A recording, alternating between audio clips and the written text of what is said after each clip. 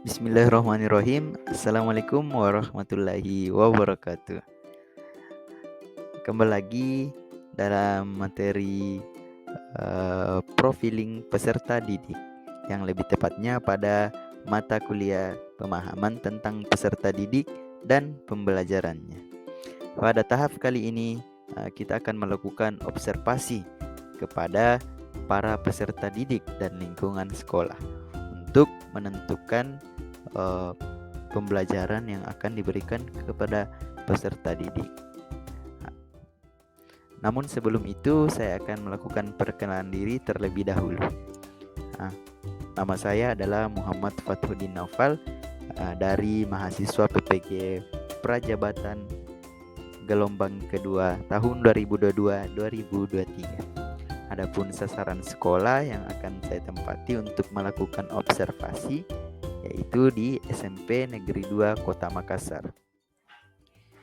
Baiklah, materi pertama pada kali ini yaitu terkait budaya sekolah. Apakah suasana sekolah mendukung pembelajaran dan interaksi yang optimal? Secara umum, apakah profil pelajar Pancasila dihidupkan dalam sekolah? Langsung kita jawab. Suasana sekolah sangat mendukung suasana pembelajaran dan interaksi yang optimal. Tiap tahun akan dilakukan pengecetan ulang di sekolah agar tercipta suasana baru yang menyenangkan bagi siswa dan guru. Salah satu pendukung keamanan juga yaitu tidak ada seorang pun yang dapat masuk atau akses ke sekolah kecuali orang yang sekolah dan tenaga pendidik lainnya. Lanjut, profil pelajar Pancasila dihidupkan dalam sekolah. Pertama, beriman dan bertakwa. Contohnya, setiap guru memulai pembelajaran dengan salam dan doa. Kemudian, setiap pagi para siswa dan guru melaksanakan sholat duha dan sholat zuhur secara berjamaah di musola. Yang kedua, budaya kelas. Bagaimana guru dan peserta didik melakukan kesepakatan kelas? Setiap awal pembelajaran di awal semester dilakukan kesepakatan kelas terkait dengan aturan-aturan dan sanksi yang akan diberikan kepada siswa yang melanggar. Kesepakatan ini yang akan menjadi acuan dalam mengikuti pembelajaran ke depannya.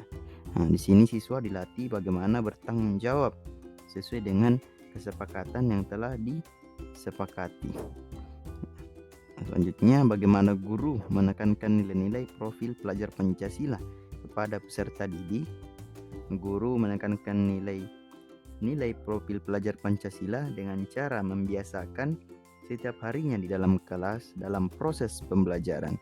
Baik dari stakeholder guru-guru, semua membiasakan profil pelajar yang beriman, gotong royong, berkebinekaan, kreatif, dan mandiri.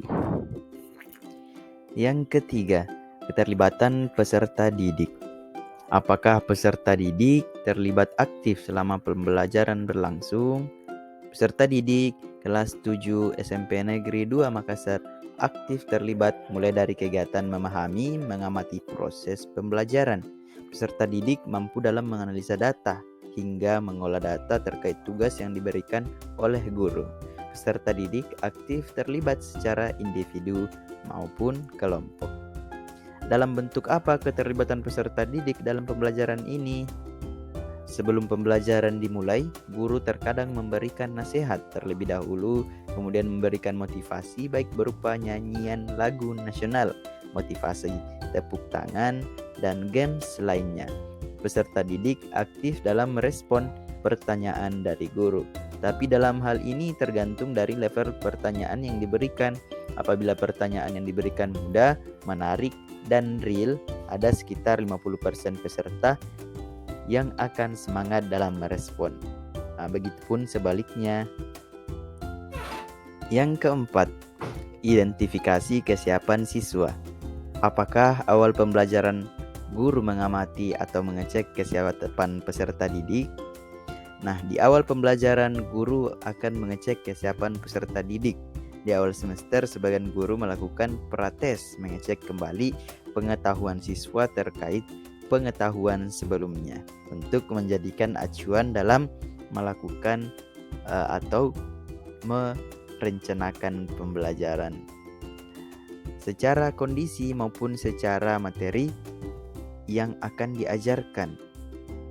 Untuk mengetahui kompetensi awal peserta didik beragam, yaitu guru harus melakukan observasi, namun guru juga harus mengetahui peserta didik yang masih kurang dalam pembelajaran. Oleh karena itu, terkadang guru memilih ketua kelompok yang aktif agar mendorong temannya untuk bisa ikut aktif dalam pembelajaran. Aspek observasi selanjutnya yaitu terkait perkembangan emosi. Sejauh mana kelas dan ruang pembelajaran lainnya menjadi ruang ekspresi diri yang sehat untuk peserta didik. Berdasarkan asesmen yang dilakukan guru BK untuk mengetahui bakat dari masing-masing peserta didik, kemudian diarahkan sesuai bakat yang dimiliki.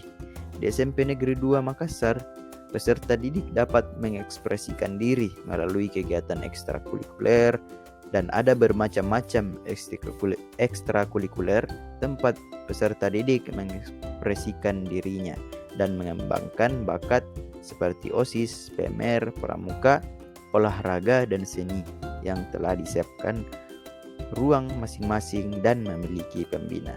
Salah satu olahraga unggulan di sekolah ini yaitu futsal dan basket, di mana kerap kali sudah menjadi perwakilan provinsi untuk mewakili ke tingkat nasional.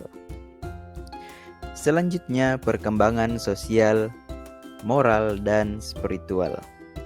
Peran guru dalam mendukung kemampuan bersosialisasi peserta didik melalui pembiasaan.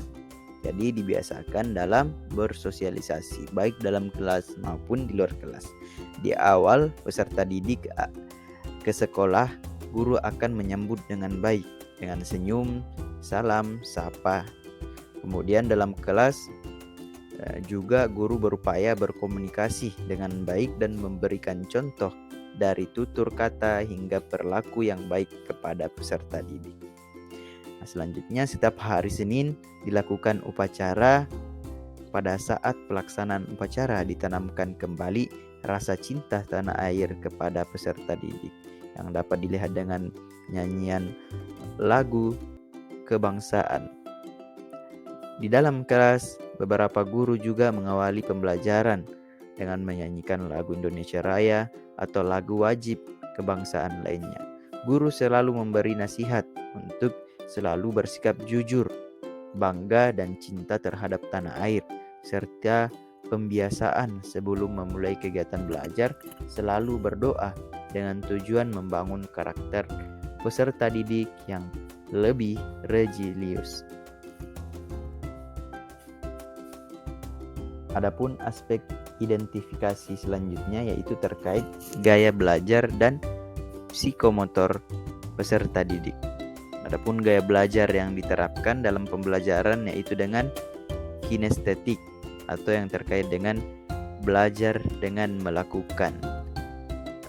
Gaya belajar ini dianggap efektif dalam mata pelajaran PJOK yang dominan menggunakan aktivitas fisik dalam pembelajaran. Dengan melakukan, maka peserta didik bisa lebih mudah dalam memahami materi pembelajaran. Adapun perkembangan motorik peserta didik dapat diketahui ketika melakukan uji coba berupa mempraktikkan tata cara pelaksanaan sebuah cabang olahraga. Dari situ guru dapat melihat perkembangan motorik peserta didik untuk menjadi acuan dalam pemberian materi selanjutnya. Adapun materi yang terakhir yaitu terkait status sosial. Dalam identifikasi status sosial ini, gambaran secara umum terkait status sosial mayoritas peserta didik berada pada status sosial menengah ke bawah.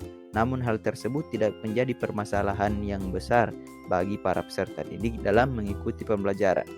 Secara garis besar peserta didik aktif mengikuti tiap pembelajaran yang berlangsung di sekolah. Selanjutnya, guru tidak memberikan pembelajaran yang membeda-bedakan latar belakang status sosial peserta didik, sehingga ini juga menuntut guru untuk bisa berlaku adil tanpa melihat status sosial dari peserta didik itu sendiri. Ya, mungkin itu sedikit pembahasan terkait profiling atau panduan dalam menyusun observasi karakteristik peserta didik dan lingkungan belajarnya.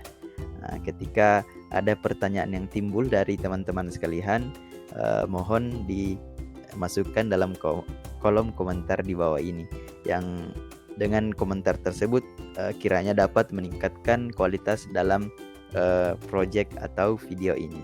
Terima kasih. Sekian. Assalamualaikum warahmatullahi wabarakatuh.